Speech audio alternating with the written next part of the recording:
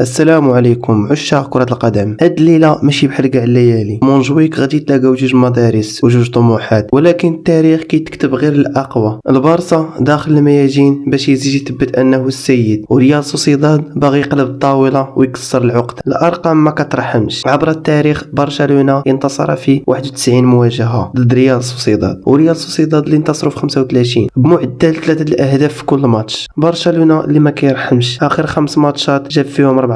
الليله غادي يكون تحدي كبير، كل دقيقه غادي يكون حرب، وكل هجمه غادي تكون قمه من ذهب. الجماهير كتغنى واللاعبين جاهزين لهاد المباراه رغم بعض الاصابات اللي كاينين عند برشلونه. باش تعيشوا معنا اللحظه وتكونوا معنا في قلب الحدث، ما تنساش تخلي لك واحد ابوني وفعل الجرس باش يوصلك اي فيديو جديد. ندوزو نشوفوا الغيابات اللي كاينين عند برشلونه. رافينيا اصابه في العضله الخلفيه، خوان غارسيا اصابه في الركبه اللي غادي يغيب 4 اسابيع حتى 6 اسابيع، وكافي عنده اصابه طويله، بالاخص تير شتيغن اصلا كان غايب مدعي، وبالدي اللي عنده اصابه متكرره في العضله الخلفيه، وفيرمين لوبيز حتى هو عنده اصابه. لامين يامال اللي رجع بعد التعافي من الاصابه بدا المباراه في دكه الاحتياط. ندوزو للشوط الاول. البدايه كانت سريعه بزاف. البارسا سيطر على وسط الميدان وحاول يضغط على دفاع سوسيداد من الاول مع تمريرات دقيقه من الاطراف والعمق. سوسيداد عوض يفتح اللعب من الهجمات المرتده باش يفاجئ البارسا. اهم الاحداث، برشلونه تلقى الهدف في الدقيقه 31 اللي سجله الفارو. الهدف الاول لسوسيداد تمريره ذكيه من جيجيش. الدقيقه 43 رد البارسا بسرعه وسجل جيل كونجي هدف التعادل بعد تمريره رائعه من ماركوس راشفورد من الركنيه. الشوط الاول اللي سلب 1-1 والاجواء كانت حماسيه بزاف. ندوزو للشوط الثاني. برشلونه اللي بقى مسيط مع تمريرات دقيقه وتحركات هجوميه مستمره. في الدقيقه 58 شفنا دخول لامين يامال اللي كان غايب هذه مده، دخل كبديل وبالفعل كان عنده تاثير كبير. الدقيقه 59 لامين يامال دار كره عرضيه رائعه لروبرتو ليفاندوسكي اللي سجل هدف الفوز براسيه قويه وخلات النتيجه 2-1 لصالح البارسا. من بعد الهدف ديال برشلونه حاول ريال سوسيداد يرد، لكن الدفاع ديال برشلونه بقى صامد بقوه، وكونجي واروخو داروا بوما. والدقيقه 92 تاكي كوبو اللي كان قريب يسجل هدف التعادل، لكن التسجيل ديالو ضربت في القاع وبقات النتيجه ب2-1. وبهذا الفوز برشلونه غادي يكون رجع لصداره الدوري الاسباني مستفيدا من خساره ريال مدريد ضد اتلتيكو مدريد في ديربي الامس. الا بغيتي تتفرج في الفيديو وتشوف تحليل ديال الديربي ما عليك الا تدخل لاشين ديال مول بالون، وما تنساش تخلي لك واحد ابوني وفعل الجرس باش يوصلك اي فيديو جديد.